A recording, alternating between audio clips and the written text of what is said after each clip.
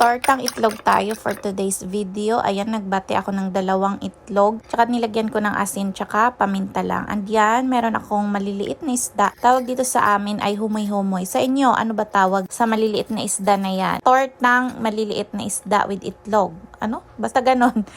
And then, nagpainit na ako ng mantika at nilagay ko na ang ating torta mixture. Tapos, ganyan lang. Super basic. Balik ta rin pag malapit na siyang maluto. And then, repeat the same process lang para sa mga natirang mixture ng ating torta.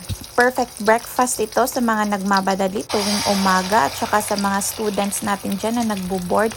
Perfect itong lutuin kasi makaiwas ka sa mga dilata. At least ito healthy kasi itlog tsaka isda. And I remember marami pala kaming malunggay na tanim sa labas ng bahay. Kaya nanguha ako ng malunggay at yung natirang mixture nilagyan ko ng malunggay. Diba? Super healthy na siya. Isda, itlog tsaka malunggay. Dahil breakfast is the most important meal of the day, so dapat morning pa lang healthy na ang ating kinakain. And then, charan, tapos na ang ating tortang itlog na may isda at saka malunggay. So, diskarte lang talaga sa panahon ngayong mahal na ang mga bilihin. Kaya choose wisely sa ating mga kinakain. Dapat mura at healthy para wais. Kain tayo mga mamshis!